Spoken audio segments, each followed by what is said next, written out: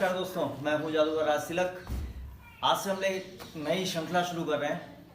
YouTube channel है हमारा जादूगर राज तिलक। उस पर कुछ वीडियोस हम लोग अपलोड करने वाले हैं। आप सभी जानते हैं कि हम वैज्ञानिक युग के इंसान हैं, लेकिन आज के दौर में कुछ ढोंगी पाखंडी लोग हमें लूटने का काम कर रहे हैं। हमें कुछ जादू ट्रिक दिखा करके लूटने का काम कर रहे हैं। आज से मैं उसी काम पे कुछ वीडियोस बनाने वाला हूँ। वो वीडियोस में आपको पहले तो दिखाऊंगा कि वो कैसे हमें लूटते हैं। उसके बाद मैं ये बताऊंगा कि वो कैसे किया गया, ताकि आप लोग किसी से लूट ना पाए। तो आप सभी से गुजारिश है, आप इन वीडियोस को देखने के बाद अगर आपको अच्छा लगता है तो आप हमारे चैनल को सब्सक्राइब कीजिए, लाइक कीजिए और ज़्यादा से ज़्यादा शेयर कीजिए। मैं आज पहला टेक्निक कहना ज़्यादा उचित होगा, वो दिखाने जा रहा हूँ। देखिए, इसके पीछे एक छोटी सी कहानी है। हम जब कभी किसी समस्या से ग्रसित होते हैं, टेंशन में होते हैं, हमें कोई भी समस्या आकर के घेरती तो हम लोग माइंडली तौर पे अपसेट हो जाते हैं, टेंशन में आ जाते हैं। तो हम लोग क्या करते हैं, टेंशन में गुमसुम बैठ जाते हैं। तो जब हमारा कोई मिलने जुलने वाला आता है, हमारा कोई दोस्त आता है, वो हमारी प्रॉब्लम को देखता है, वो देखता है आज गुमसुम कैसे है बंदा, तो वो कहता है यार क्या हो गया तुझे। तो हम जब अपनी जो समस्या होती है उसको शेयर करते हैं, तो ये कहता है यार मैं एक व्यक्ति को जानता हूँ, वो इस समस्या का समाधान कर सकता है। और जब हम लोग समस्या से ग्रसित होते हैं तो वाजिब है कि हम कहीं ना कहीं तो जाएंगे। तो हम अपने दोस्त के साथ उस जगह जाना पसंद करते हैं कि चलो हमें इस समस्या से छुटकारा पाना है तो हमें जाना पड़ेगा। तो हम पहुंच जाते हैं किसी ऐसे ढोंगी पाखंडी के पास जो हमें चमत्कार के नाम पर लूटने का काम करता है। खाली हाथ दिखाएगा, ऐसे करेगा, ढेर सारी बबूत गिरा देगा या सिंदूर गिरा देगा। ये भी अगली कड़ी में हमारा होगा सेशन।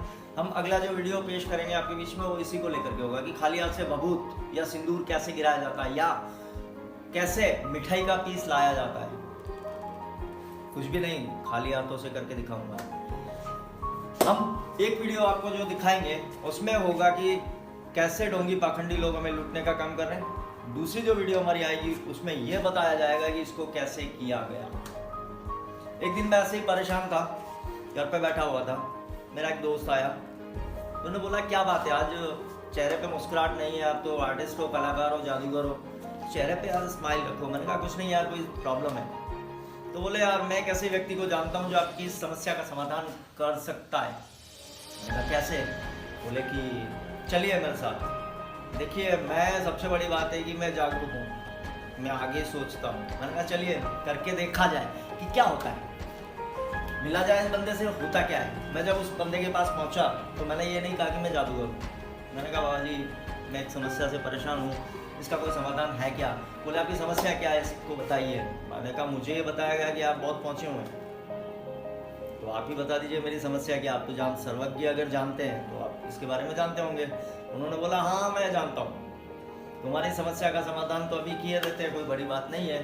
तुम एक काम करो कि सामने जनरल स्टोर है, वहाँ से एक नारियल खरीद के लाओ, श्रीफल खरीद के लाओ। मैंने कहा जी मैं ले आता हूँ। मैं नारियल लेकर के आया और उन्होंने नारियल मेरे सामने, मेरे हाथ में था। उन्होंने मुझे बोला कि अपने सर पे घुमाओ।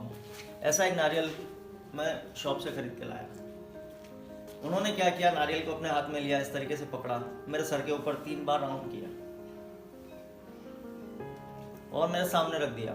मुझे ये कहा गया कि अब आपको हाथ जोड़ करके ये विनती करनी है कि आपके साथ जो भी कुछ हुआ है या आपके साथ किसी ने कुछ किया है तो वो चीज़ यहाँ पर आ जाए।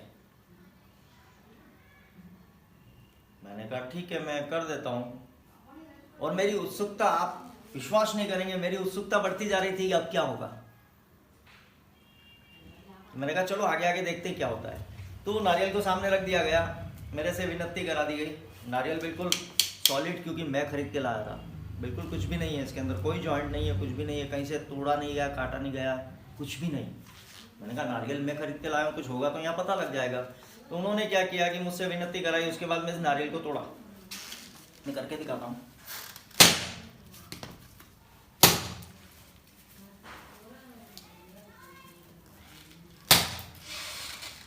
जब नारियल को तोड़ा गया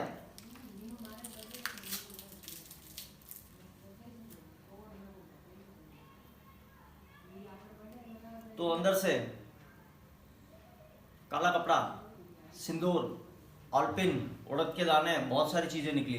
उन्होंने ये कहा मुझे कि आपके साथ आपके परिवार के किसी व्यक्ति ने आपके ऊपर काला जादू किया है।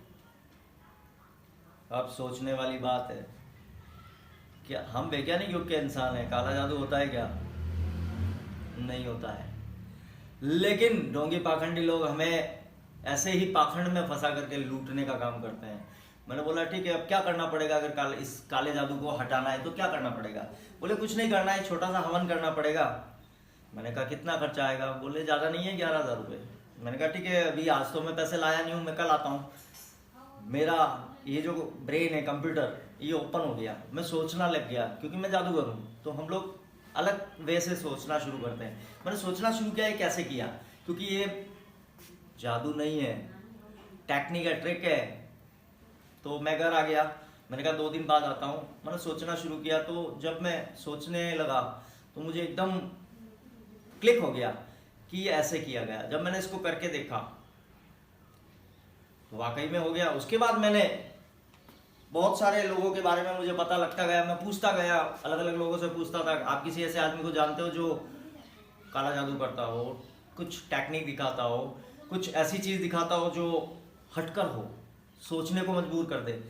ऐसे पता लगा, मैं सबके पास गया, लगभग 1.5 से 2 साल में उनके पास घूमा। तब जाकर के मैंने पाया कि वो सारे लोग ढोंगी और पाखंडी है, वो हमें इस जादू कला का सहारा लेकर के लूटने का काम कर रहे हैं। तो हमें ऐसे लोगों से दूर रहना है, बच करके रहना है। देखिए, अगर समस्या हमसे खड़ी हुई है तो समस्या का समाधान भी हमारे पास है। अगर आपको कोई समस्या है तो आप कुछ मत कीजिए, आप एक अकेले बैठ जाइए, अपनी आंखों को 2 मिनट के लिए बंद कीजिए और सोचिए ये समस्या क्यों खड़ी हुई। जब आप सोचेंगे तो वहां तक पहुंचेंगे कि ये समस्या क्यों खड़ी हुई, तो समस्या का समाधान भी आपके अंदर से आएगा। उसका कारण जब आपको पता लग जाएगा कि इसलिए खड़ी हुई, तो समस्या का समाधान भी आपके अंदर से बाहर आएगा।